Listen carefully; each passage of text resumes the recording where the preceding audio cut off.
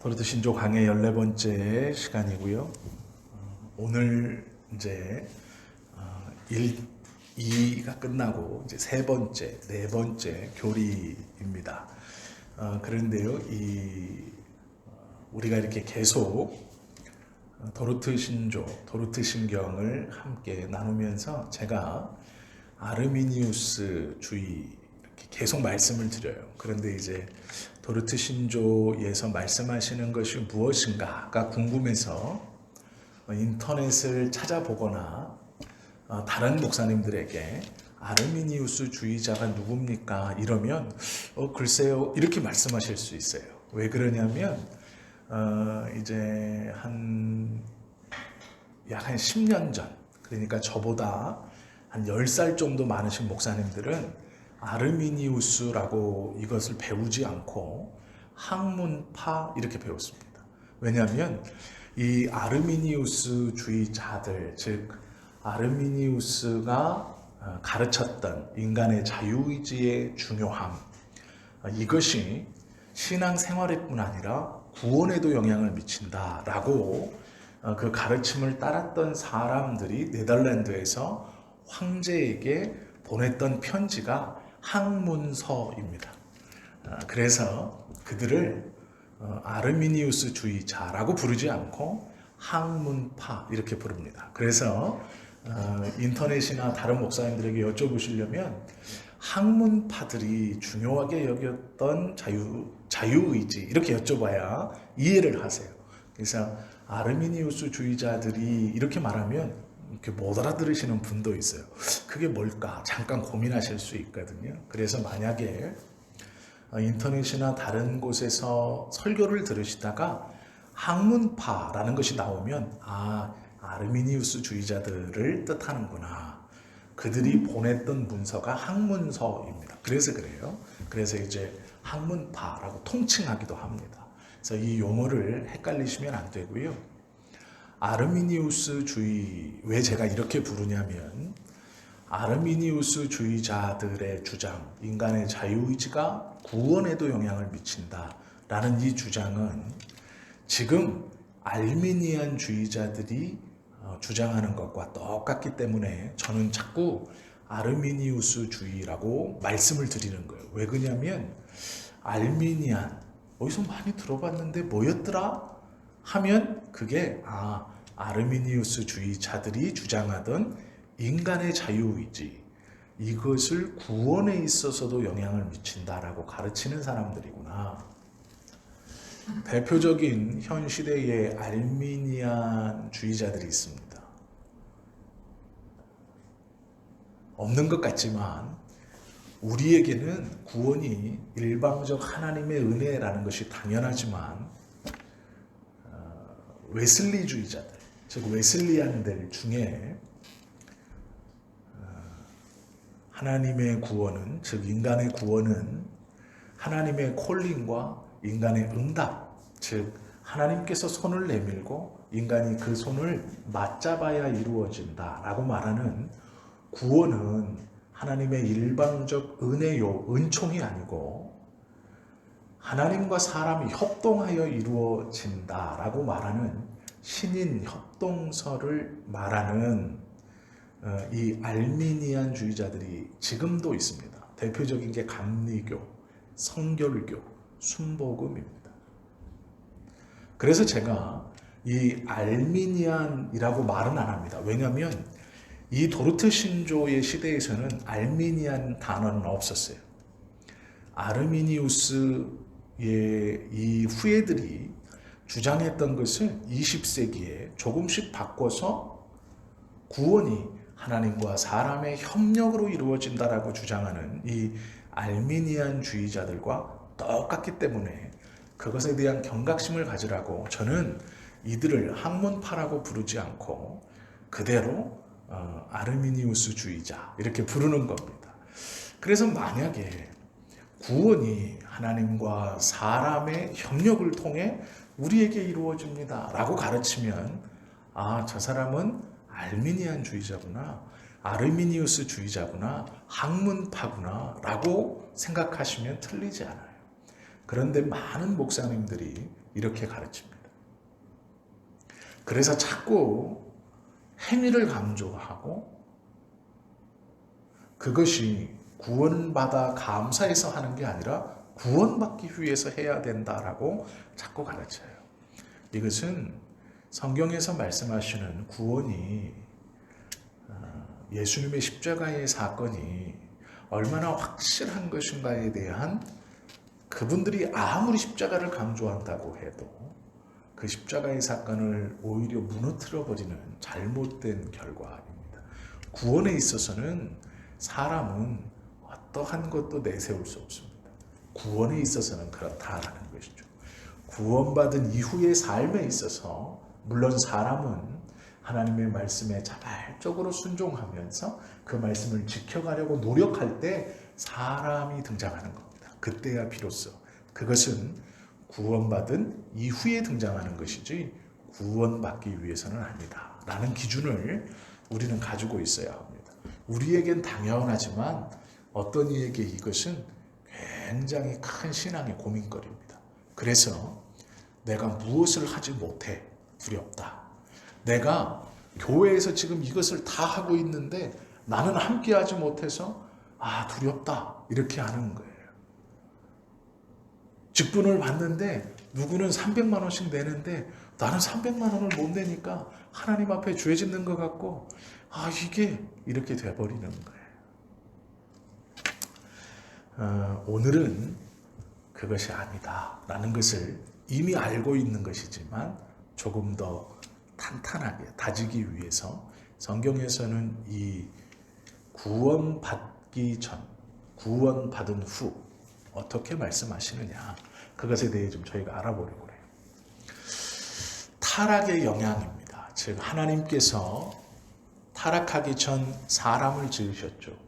그 지으신 사람과 타락, 선악을 알게 하는 나무의 실과를 먹고 난 다음의 사람, 즉 우리, 그 후로 우리, 이 두 그룹, 여기는 한 명이지만 이 그룹을 하나의 그룹으로 봤을 때 이 두 그룹의 차이점이 있습니다.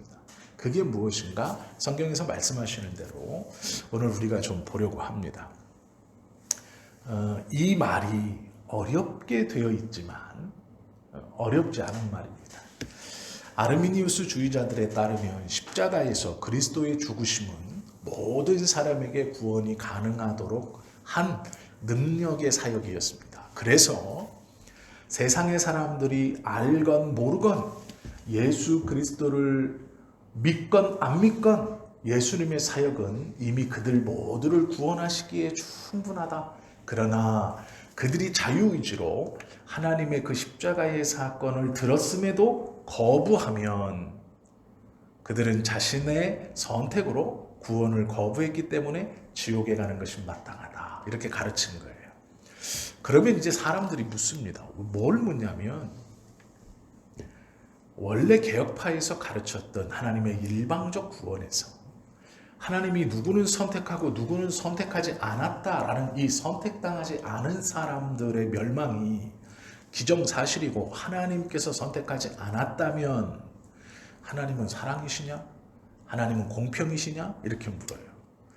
너희가 하나님이 사랑이라고 말하고 공평이라고 자꾸 얘기하는데 이 사람들을 멸망으로 결정하신 하나님이 어떻게 절대선이시냐? 어떻게 절대의 공의를 가지신 분이냐? 이렇게 묻습니다. 그것에 대한 대답을 사람의 경험으로 대답하려다 보니까 아르미니우스 주의자들의 대답을 하는 거예요. 네가 복음을 듣지 않았느냐? 그러나 거부한 건 너다. 그렇기 때문에 하나님이 베푸시는 구원은 모든 이에게 열려 있지만 네가 거절했으므로 지옥 가는 건 네 책임이다. 즉 하나님은 책임이 없다. 이 말을 하고 싶은 거예요. 그 말을 하려니 그 뒤에 그 말을 내뱉음과 동시에 여러 오류들이 발생합니다. 그것들을 또 설명하기 위해 무엇을 놓았느냐? 자유의지를 놓은 거예요. 그러면 거절하고 거절하지 않고를 누가 결정하느냐? 사람이 결정한다. 사람이 무슨 기준이 있고 사람이 무슨 힘이 있어? 그것을 거절하느냐?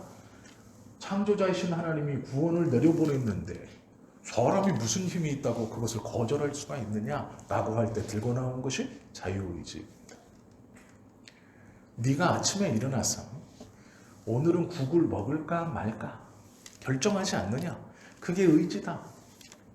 네가 회사에 출근하기 위해서 지하철을 탈까, 버스를 탈까, 자전거를 탈까, 자가용을 탈까 고민하고 가장 좋다고 생각하는 것으로 결정하는 것이 의지다. 그것과 마찬가지로 내가 하나님을 믿을지 안 믿을지 선택하는 것이 의지다. 이게 모든 사람에게 다 있다. 그걸 자유의지라고 한다. 그렇기 때문에 구원받지 못함은 너의 책임이다. 이렇게 말하는 거예요. 이것은 하나님을 보호하는 것 같지만 전혀 성경적이지 않습니다. 하나님은 사람에게 변론받을 필요가 없으신 분이에요.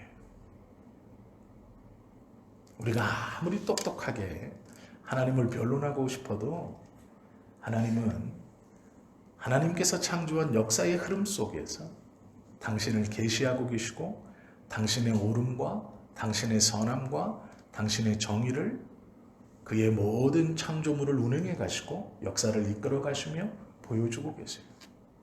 우리가 그것을 변론한다 하여서 성경에 유배되는 것으로 우리의 경험으로 변론하는 것은 어리석은 짓입니다. 자칫 그 변론을 통해 하나님의 뜻을 가리고 하나님의 영광을 가리는 우를 범하게 되는 겁니다. 그것이 우리의 한계예요. 우리의 한계를 성경은 명확히 기록하고 있습니다. 부분적으로 타락한 것이 아니라 전적으로 타락하였다. 그리하여서 하나님이 이 땅을 내려다 보실 때 사람은 스스로 하나님을 찾으려고도 하지 않고 앞으로도 찾지 아니하실 것이다.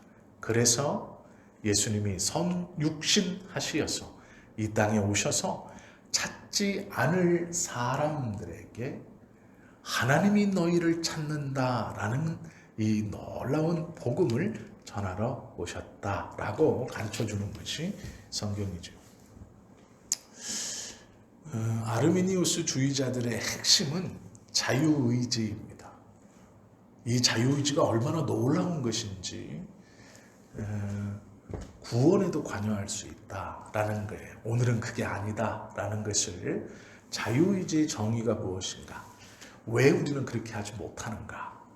하나님의 도움이 아니고서는 그것을 우리 좀 알아가려고 합니다. 아르미니우스 주의자들은 은혜의 필요성에 대해서 굉장히 아름답게 설명합니다. 아담을 보면 알 수 있어요.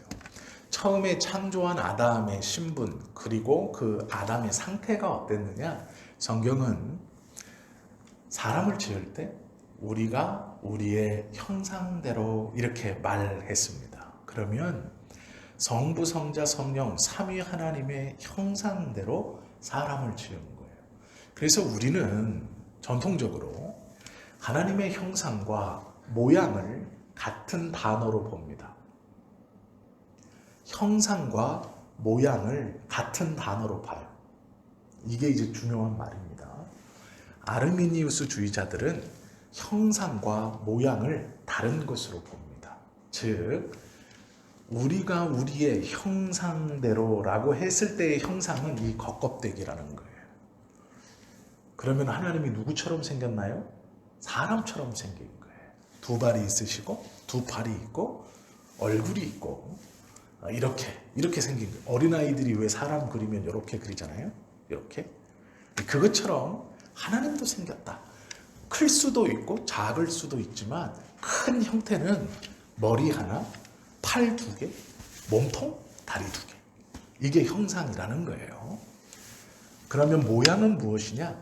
선함, 거룩, 사랑 이런 것이라는 거예요. 그래서 우리는 처음에 하나님이 아담을 만들 때 이 개혁파들은 원래 교회의 전통적 생각은 형상과 모양이 같은 단어, 즉 하나님의 겉모양뿐 아니라 하나님의 내면도 그 속성도 동일하게 사람에게 주어서 만드셨기 때문에 이 사람이 하나님을 온전히 아는 선지자 또 하나님께 위임받은 것으로 모든 이 땅에 맡겨주신 자연 만물을 다스리는 왕으로, 그리고 하나님이 기뻐하시는 교제의 중심인 제사장으로 나아갈 수 있다.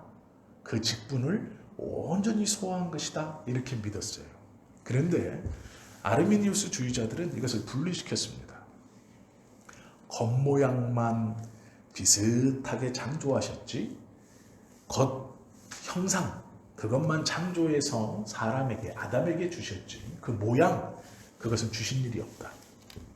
그렇기 때문에 아담의 속에 거룩과 신실과 성결과 사랑과 순수와 이런 건 없다는 거예요. 그러면 사람은 무엇이냐? 그냥 중간자적 상태로 탄생된 거예요. 중간자적 탄생. 선, 이것은 악이 없어야 선이라고 부르는 거거든요. 사람의 속에는 선이 없었어요. 제 주장이 아니고 아르미니우스 주의자들의 주장입니다. 즉 겉모양은 비슷한데 하나님의 그 속성을 사람이 갖지 못했다. 그렇기 때문에 사람에게 원래 없었으니까, 여기서부터가 중요한 단어입니다. 원래 사람에게 없었으니까 선악과를 먹고 타락할 때 그 속성이 사람에게 없었으니까 타락하지 않았다. 이렇게 말하는 거예요. 자, 그러면 여기서 이제 중요한 게 있습니다. 전통적인 교회의 사람, 인간론, 사람이 누구냐라고 했을 때 하나님의 형상을 닮았다. 즉 겉모양뿐 아니라 그 안에 하나님의 선하신 속성을 닮은 것이 그 안에 있었다. 같이 선악을 알게 하는 나무를 먹었을 때 우리는 형상뿐 아니라 그 속에 있는 하나님의 모든 속성도, 우리에게 주신 모든 속성도 같이 타락했다. 그래서 전적 타락입니다. 겉모양뿐 아니라, 즉 형상뿐 아니라 모양도 타락해버린 거예요. 그런데 아르미니우스 주의자들은 형상은 있었지만 모양은 원래 없었어요. 그렇기 때문에 형상은 타락했지만 모양은 타락하지 않았다. 이해가 되시죠? 원래 없었으니까 타락할 수 없다. 그러면 이 모양이 무엇이냐? 자유의지라는 거예요. 그래서 사람은 부분적으로 타락했다. 이렇게 주장하는 겁니다. 문제가 하나 생깁니다. 그러면 예수님의 십자가의 사건이 어떠한 것이냐라는 거예요. 우리는 예수님의 십자가의 사건을 묵상하고 배우고 성경에서 말씀하시면 온전한 은혜, 완벽한 제사 이렇게 표현합니다. 단번에 이루어진 완벽한 제사, 그것을 통해 우리에게 부어주신 완전한 은혜. 그래서 이것은 무엇과도 바꿀 수 없는 거예요. 십자가의 은혜가 너로 모든 것을 만족해 한다. 이렇게 우리는 배웠죠. 그리고 그것 때문에 감사할 수 있는 것이죠. 그래서 이 땅에서 조금 부족한 것이 있더라도, 나에게 조금 모자란 모습이 있더라도 그 구원의 은혜는 예수님의 십자가가 완벽하게 만족시키신 것이기 때문에 흔들리지 않는 거예요. 우리의 자신감은 우리의 어떠함이 아니라 예수님 안에 보증을 삼는 거예요. 그것을 확실케 하시는 것도 나의 기분이나 결심이 아니라 성령님이세요. 그래서 확신하는 거예요. 흔들릴 수 없는 거예요. 그런데 아르미니우스 주의자들의 말은 타락하지 않은 모양, 그것이 자유의지로 우리 안에 있어서 사람은 부분적으로 타락했고 예수님의 십자가는 이 부분적으로 타락한 사람들을 구원으로 이끄는, 즉 부분적인 은혜만을 주시는 십자가의 사건이다. 이렇게 가르치는 거예요. 그러면 예수님의 십자가의 사건을 폄하시키는 겁니다. 완전하지 않은 은혜라고 말하는 거예요. 왜? 완전하게 타락되지 않았으니까 이를 회복시키려면 50%만 은혜를 받으면 100%로 올라갈 수 있어요. 그런데 우리는 완전하게 타락해서 이 은혜가 100%여야 100%로 간다라고 믿고 있는 겁니다. 너무나 다른 확연한 성경의 말씀을 받아들이는 것과 예수님의 십자가에 대해서 어떻게 생각하고 있는가를 보여주죠. 사람이 자유의지를 가지고 자신의 경험을 가지고 신앙을 판단하고 하나님에 대해서 믿지 않는 사람과 교회 바깥에서의 공격들에 대해 이 논리적으로 대답해주고 그들을 설득시킨다는 요 사상은 오히려 하나님의 십자가의, 예수님의 십자가의 사건을 폄하시키고 격화시키고 구원을 흔들어버리는 큰 잘못된 오류를 범하게 됩니다. 그래서 이것이 그럴 수도 있구나라고 넘어갈 문제가 아니다. 이것은 진리에 대해서 정면으로 도전하는 것이고 구원에 대해서 완전히 근간을 흔들어버리는 것이다 해서 모여서 회의를 하고 이 도르트 신조에 명확하게 명시를 하고 저들의 주장을 그대로 실어놓고 그것을 한 줄 한 줄 한 줄 반박하는 겁니다. 이만큼 중요한 것이기 때문에 그래요. 그런데 우리가 도르트 신조를 배우면서 여러 조항, 1항, 2항, 3항 그것을 배우면서 나는 알아듣지도 못하겠고 뭐가 중요한지도 모르겠고 교리는 좀 이렇구나 라고 하는 그들의 주장을 논리적으로 반박하는 그 문장에 질려버리는 거예요. 그래서 관심이 없어져요. 그러나 관심을 두지 않으면 안 됩니다. 왜 그러냐면 그들은 교묘한 말로 우리의 구원과 우리의 신앙에 전혀 다른 성경적이지 않은 다른 것을 가지고 구원의 기준과 구원의 확신을 삼으라고 말하고 있는 거예요. 그때 가장 많이 끄집어 당기는 것이 경험이에요. 네가 경험해 보지 않았느냐? 네 눈으로 보지 않았느냐? 그걸 자꾸 우리에게 말하는 거예요. 네 생각에, 네 경험에, 네가 본 바로 네가 은혜를 받지 않았느냐? 그러면서 성경의 말씀과 점점점 멀어지게 하고 내 감정, 내 느낌, 내 생각을 신앙의 중심에 두게 하는 겁니다. 이것이 처음에는 뜨거운 것 같고 열심인 것 같고 하나님을 대변하는 것 같고 살아계심을 나의 그 성령에 충만하다는 그것으로 보여주고 증거하는 것 같지만 결국에는요 성경을 멀리하게 만들어버립니다. 하나님의 말씀이 이렇습니다 해도 그건 하나님의 말씀이고요. 우선은 기도해서 내 느낌을 바꿔야 됩니다. 이렇게 얘기하는 거예요. 내 감정을 바꿔야 됩니다. 내 안에 확신이 있어야 됩니다. 말씀의 확신이 아니라 내 마음 기도해가지고 막 이렇게 막 박수치면서 막 해가지고 내 기분이 바뀌어야 되는 거예요.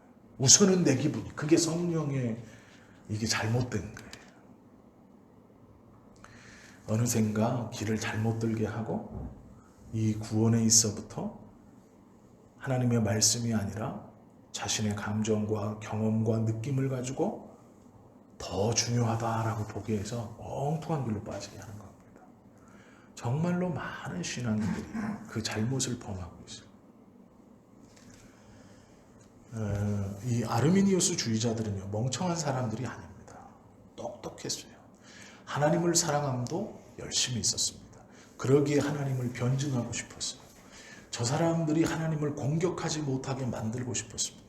그래서 논리와 자신들의 경험과 목회의 연륜을 가지고 판단하기 시작했고 설명하기 시작한 거예요.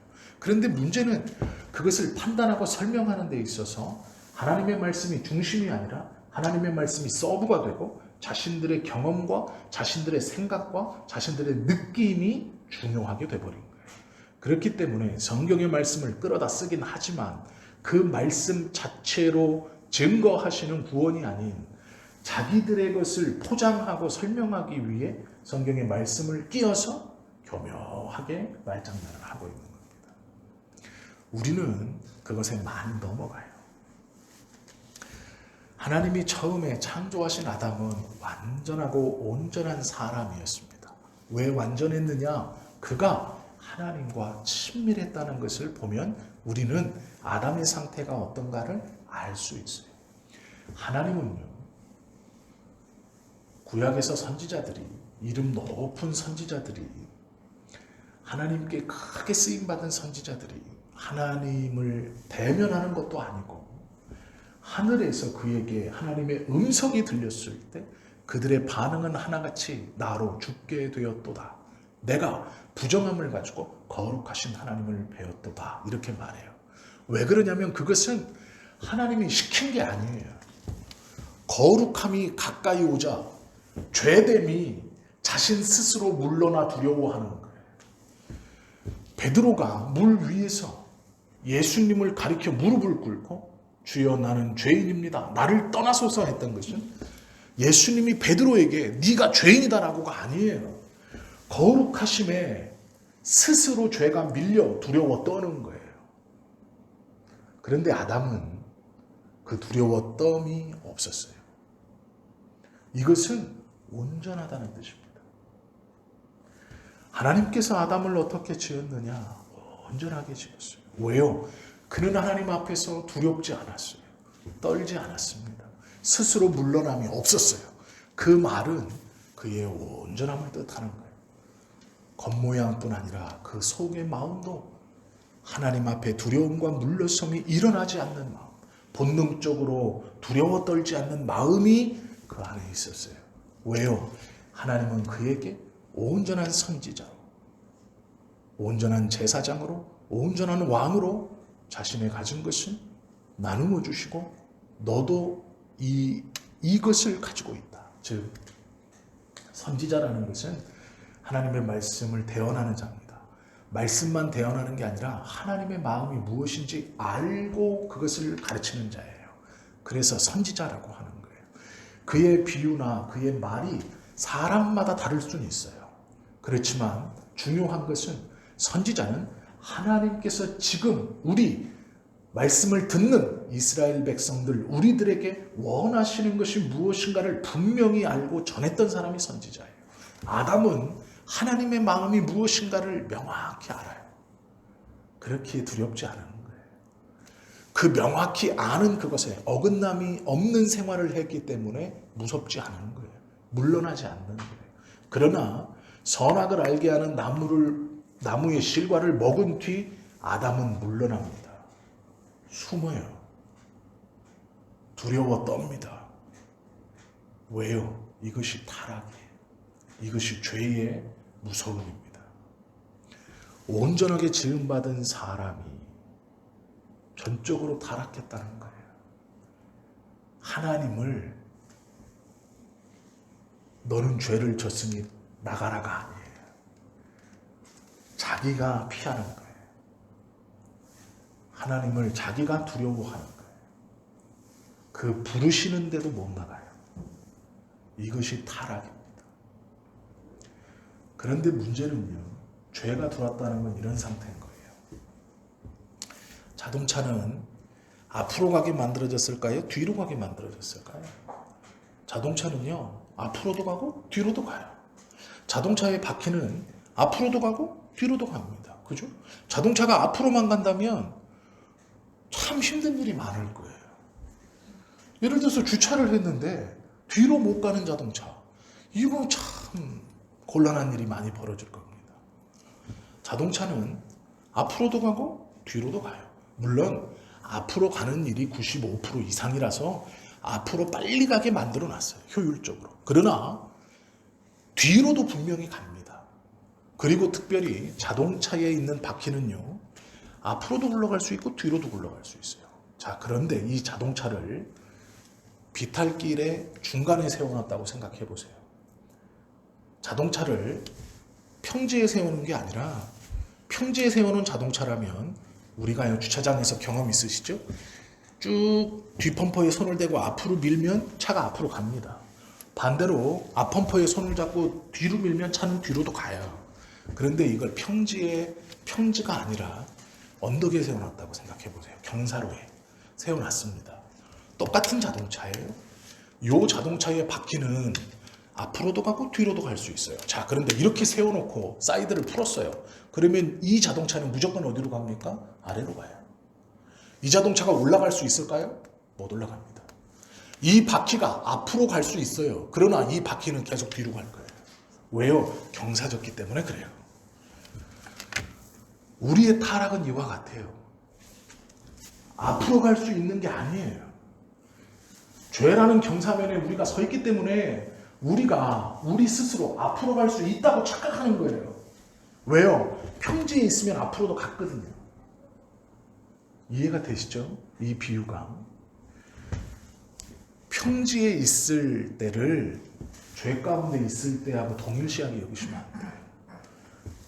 앞으로 갈 수 있고 뒤로 갈 수 있을 때는요, 타락 전이에요. 그 타이어가, 그 바퀴가 앞으로 가는데도 문제가 없고 뒤로 가는데도 문제가 없다는 것은 평지예요. 죄가 들어오기 전이에요. 죄가 들어왔다는 건 비탈길에 세워져 있다는 거예요. 앞으로 갈 수 있죠. 그러나 못 가요. 무조건 이것은 뒤로 가게 돼 있어요. 우리가 아무리 자유의지를 작동시켜서 내가 앞으로 가겠다, 선한 일을 하겠다, 의를 찾아가겠다, 좋은 일을 향해 가겠다, 못 갑니다. 오로지 뒤로 가는 거예요. 그 결정은 그냥 뒤로만 가는 거예요. 계속 죄를 향해서 가는 겁니다. 그것이 우리의 상태라고 말씀하시는 거예요. 바퀴가 앞으로 갈 수 있어요. 그러나 못 가요. 비탈길에 서 있기 때문에. 그런데 아르미니우스 주의자들은 지금 이 비탈길이 없다고 얘기하는 거예요. 여전히 평지다 이렇게 얘기하는 거예요.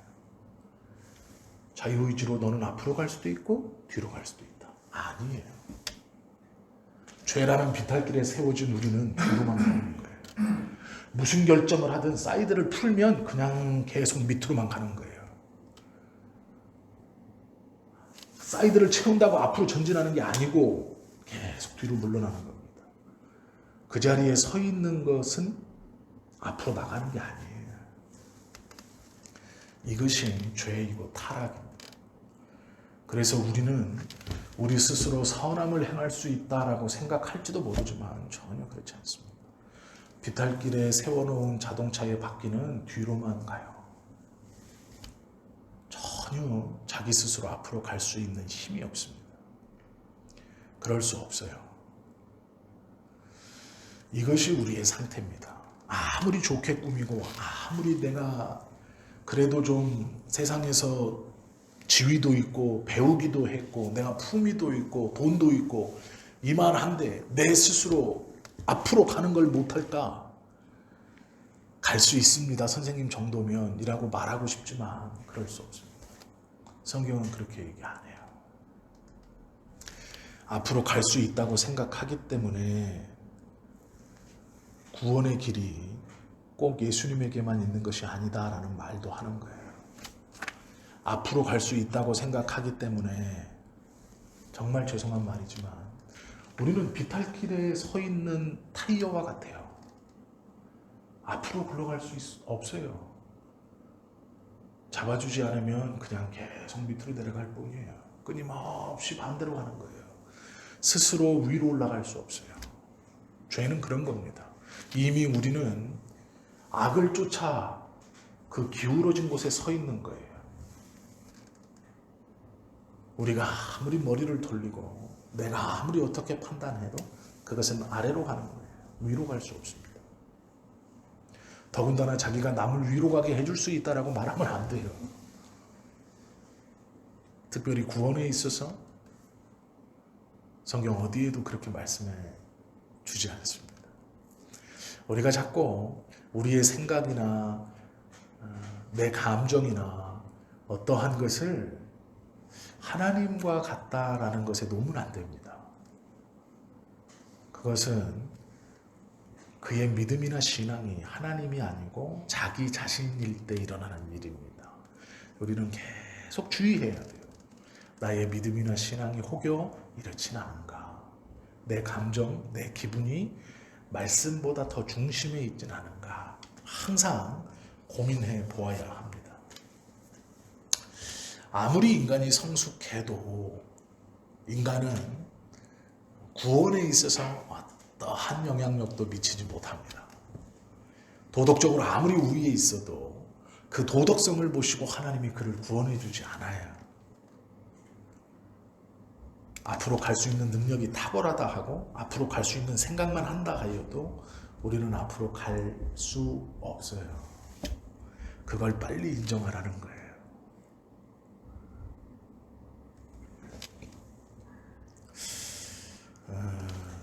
로마서 8장 7절에 보면 바울이 이렇게 얘기합니다. 육신의 생각은 하나님과 원수가 되며 라고 말해요. 우리는 경사진 비탈길에 서 있는 것처럼 언제나 하나님과 원수가 되는 생각만 하는 거예요. 이게 평지에 있지 않습니다. 죄는 그런 거예요. 우리의 삶을 평지에서 비탈길로 옮겨놓은 것이 죄예요. 한번 여기에 올라선 우리는 우리 힘으로 우리가 딛고 있는 이것을 평지로 만들지 못해요. 그럴 만한 능력이 우리에게는 없습니다. 계속 굴러떨어지는 거예요. 이게 종교개혁자 중에 으뜸이라고 말하는 마틴 루터가 쓴 노예의지론의 핵심입니다. 사람은 타락했다. 그 타락의 결과가 무엇인가? 언제나 죄를 향해 굴러간다는 거예요. 죄라는 것을 향해 언제나 내려가는 거예요. 죄가 우리로 하여금 죄를 향해 내려가게 해요. 죄인된 우리는 본성적으로 죄를 향해 가는 거예요. 비탈길 어림하게 놓여있는 그 자동차 바퀴는 언제나 내려가는 거예요. 죄가 우리로 하여금 죄를 향해 가게 하는 거예요. 그것이 우리의 비참함이고 우리는 그 안에서 살고 있다는 거예요. 죄의 지배받으며. 이게 노예의지론이에요. 내가 앞으로 갈 수 있는 기능이 있고 앞으로 돌아도 돼요. 그러나 앞으로 가고 싶은 생각이 있어도 갈 수 없어요. 죄가 우리를 이미 비탈길에서 아래로 굴러떨어지게 하고 있습니다. 그것이 우리의 상태입니다. 아담은 온전하게 창조되었지만 이 선악을 알게 하는 나무, 즉 죄 때문에 그의 온전한 모든 것들이 망가졌어요. 부분적으로 망가진 게 아닙니다. 왜요? 부분적으로 망가지면 예수님의 십자가의 은혜의 회복은 부분적으로만 작동해야 돼요. 그러면 그 십자가의 은혜가 100%가 아니라는 거예요. 그렇게 믿었기 때문에 이 아르미니우스 주의자들의 후예들의 생각에서 누가 나왔냐? 통일교 문선명이 나왔어요. 수많은 이단들이 다 거기서 나왔습니다. 왜요? 예수님의 사역이 부분적이에요. 부족했어요. 그래서 내가 제2의 예수가 되는 거예요. 너희를 이제 온전하게 구원하러 왔다라고 가르치는 거예요. 그리고 그렇게 말하는 겁니다. 예수님이 왔는데 실패했어. 그래서 내가 다시 왔어. 그 원류가 어디예요? 이 아르메니우스 주의자들의 자유의지예요. 그리고 이들의 사상이에요. 그것이 1600년대에만 있어서 네덜란드나 그 지역, 화란 지역을 소란스럽게 한 것뿐만 아니라 지금 우리 2022년에도 수많은 성경을 붙들고 나온 이단들이 다 그렇게 하는 거예요. 그것 가지고 성경 한두 군절 거기다가 더 첨부해서 나는 새로운 말씀. 그것에 베이스를 깔고 나는 새로운 말씀, 나는 새로운 선지자, 나는 새로운 성령. 이것에 베이스를 두고 그러는 거예요. 그게 뭐냐? 자유의지예요. 내 기분, 내 감정, 내 생각. 그것으로 말씀도 색안경을 끼고 보면서 자신이 원하는 것들만 하나하나 뽑아다가 몇 가지를 더 첨부해서 자신들이 새로운 진리, 이것이 진짜 하나님의 말씀이라고 주장하는 거예요. 이렇게 끌려서 들어갔어도 이렇게 다시 와야죠. 아니구나. 와야죠. 바른 길을 가야죠. 그렇기 때문에 하나님의 말씀을 우리가 봐야 돼요. 마태복음 8장 3절에 보면 너희가 돌이켜 어린아이들과 같이 되지 아니하면 결탄코 천국에 들어가지 못하리라 말씀하고 있어요. 우리가 이 말씀을 이제 주일에 보았죠. 하나님께 모든 것을 맡기지 아니하면, 하나님을 100% 의지하지 아니하면 천국에 들어갈 수 없다라는 말씀이에요. 우리의 구원이 우리의 어떠함이나 우리의 감정이나 내 어떠함으로 증거되거나 증명되는 게 아닙니다. 하나님께서 우리에게 주신 말씀으로 증명되어지는 거예요. 우리의 구원은 내 어떠함이 아니라 하나님, 성삼위 하나님의 사역이고 그분의 보증이고 그분 이 삼위 하나님, 그 하나님의 구원의 계획, 그것이 이루어진 것이에요. 그래서 우리는 감사하는 것뿐이고 그러기에 확신할 수 있는 겁니다. 구원은 오로지 하나님의 은혜 안에 있다는 것을 기억하시고 감사하십시오. 무엇을 해야 된다라고 가르치는 것은 구원받은 자가 삶에 있어서는 할 수 있지만 구원에 있어서는 말할 수 없는 거예요. 어떤 누군가가 너희가 지금까지 믿었던 예수는 잘못된 것이다. 너희가 지금까지 믿었던 구원은 잘못된 것이다 라고 가르치거든. 그에게 불쌍하구나. 대놓고 하세요. 들리게. 불쌍하구나. 대놓고 하세요. 불쌍하군요. 자매님의 영혼이 참 불쌍합니다. 이 말 속에 성령께서 그의 영혼에 역사하실 거예요. 그러나 모르고 있다면 그냥 조롱하는 말이지만 내 안에 하나님의 구원에 대한 확신과 은혜가 어떠한 것인지를 성경의 말씀대로 알고 나에게 그 잘못된 진리를 전할 때 내 안에 자매님의 영혼이 불쌍합니다 라고 한다면 그것은 내 말이 아니라 성령께서 그의 영혼에 주시는 탄식일 거예요. 그 은혜가 있어야 돼요. 우리에게 잘못된 구원에 대해서, 진리의 말씀에 대해서 우리의 귀에 들려질 때 반대로 그에 대해 불쌍히 여기는 마음이 우리에게 있어야 돼요. 그 감동이 탄식으로 나와야 돼요. 그것이 하나님의 구원을 제대로 확신하는 자의 반응이에요. 뭔지 몰라서 저것도 맞는 얘기인가? 아니요. 그렇게 하면 안 된다라는 거예요. 주님께서 우리를 어린아이처럼 하나님만을 더욱더 의지하게 어쩌면 교육해 가시는 그 삶이 우리의 믿음의 삶이에요. 내 뜻대로 좀 해보고 하고 다시 왔잖아요. 내 마음대로 좀 해보고 다시 왔잖아요. 근데 그렇게 교육해 가시는 그것이 신앙생활일 수도 있죠.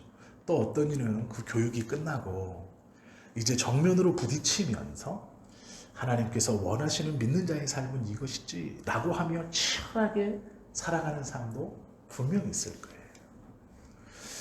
어떤 삶을 살아가든 하나님께서 믿는 자에게 온전한 은혜를 주신다라는 확신을 흔들리지 않고 살아가는 것이 중요합니다. 아무리 달콤한 말로 우리에게 다른 것을 가르쳐 주려고 할 때 하나님의 말씀만을 꼭 붙들고 나의 나됨은 내가 아니라 하나님의 은혜입니다 라고 고백하실 수 있어야 합니다. 그것이 하나님의 은혜 아래 살아가는 사람들의 모습입니다. 바라고 원하기는 우리 모두가 그 은혜를 풍성히 누리며 살아가시고 또 고백하시는 그러한 귀한 믿음의 사람의 삶을 살아가실 수 있기를 예수님의 이름으로 축원합니다. 기도하겠습니다.